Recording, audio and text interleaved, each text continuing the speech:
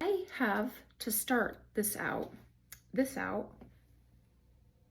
with a story that starts with me and my grandma. That's me and my grandma, probably 1977 or 6 maybe. Anyway, my beautiful grandma did my curly hair from her. I also inherited my skin from her, meaning I have what the dermatologist told me years ago was hyperlinear palms and ichthyosis. Lovely sounding, I know. It means like the skin that is just super, super dry and compromised, like it just doesn't slough off in like an even kind of way so that skin cells can stay fresh and renewed. The skin cells kind of stick to each other. And anyway, just a whole thing, which then, like, I'm growing up with that skin, right? And I have like a lot of stories I could tell about how that was.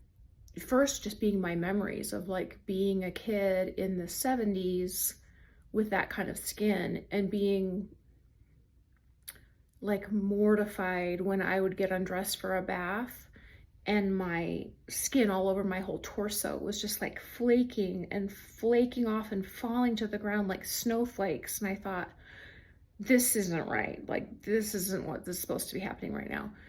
And then my legs being kind of like alligator scales and my hands like kids going like, can you see? Your hands are like lizards. Have you ever used lotion? And my memories of the 70s of the only lotion that there was, I can still smell it, was Vaseline Intensive Care. And it stung. And it was highly fragranced. And it was not like nourishing or healing or help my skin at all. And anyway, continued to have the flaking and the cracking and the pain and the irritation of my skin. Okay, time goes on. Then sometime in high school, they came out with a lotion called No St. Ives made it, and I think that brand is still around. I still remember how that one smelled too, but it didn't sting, and it was a little bit more, as long as I like showered and put it on every single day, it would be okay. However, like by the next day, my skin kind of would have like this kind of waxy film and start to feel dehydrated. So like it was kind of just a daily maintenance kind of thing, shower and put my body lotion on. Took a lot of time, but that was the only thing I could do to keep my skin comfortable. Then comes the 90s.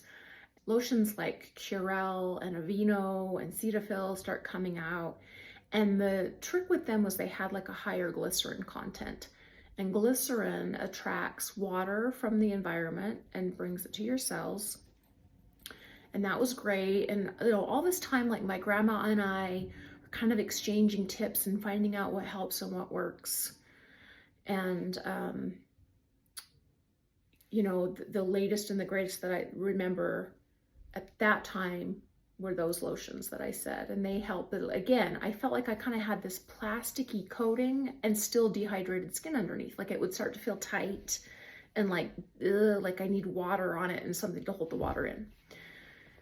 Well, then comes on the scene, at least in my awareness and experience, alpha hydroxy lotions like lactic acid, glycolic acid, mostly in just like face care. I was hearing about it and I thought, well, the whole object of that is to get the glue that keeps your skin cells together to not hold on to each other so tightly so the cells that are dead can slough off in a more uniform way.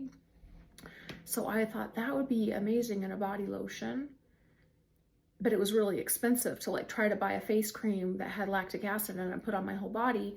Well, then my grandma reaches out to me. This is sometime in the early 90s about this lactic acid urea blend lotion that comes out of Canada. And she sends me a bottle. And it was like, okay, my skin is totally acting different with this in really good ways.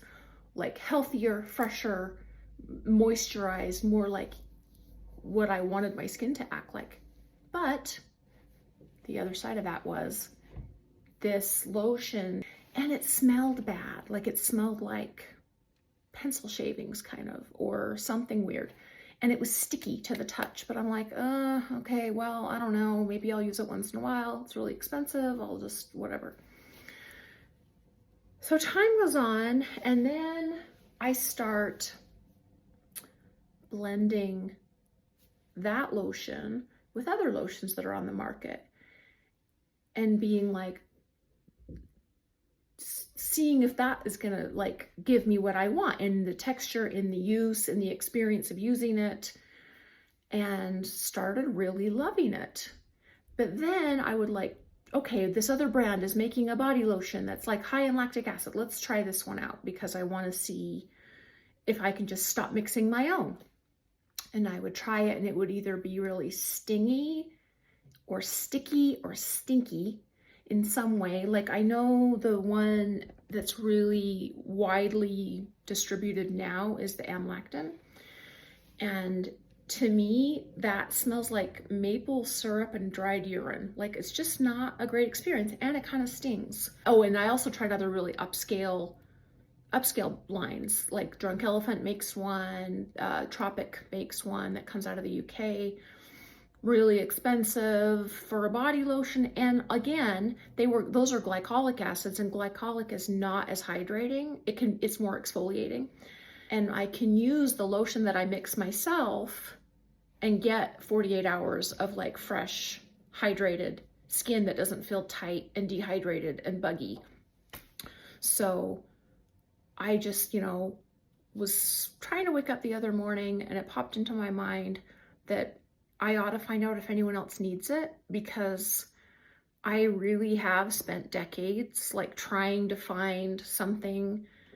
I can put it on my face, I can put it on my body, and it's incredibly hydrating. It takes that tight feeling away. Now, this isn't for everybody because some people can just use grocery store lotion and they have no problem. Some people can use no lotion. I don't know what that's like. That's not my life.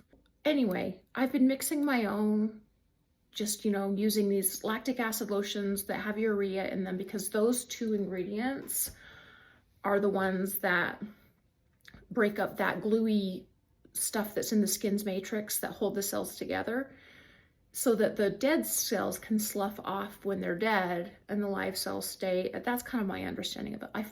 I'm not a dermatologist. I follow a lot of dermatologists on YouTube, and I've been studying skin, being an ingredients nerd since the 90s, since I've had this issue that I've been trying to solve. It sloughs off the ones that are dead, that makes that, like, if they're sticking around, they're the ones that are making that tight feeling, because they're like, we're not alive, we're not like taking on moisture, we're just being here causing problems.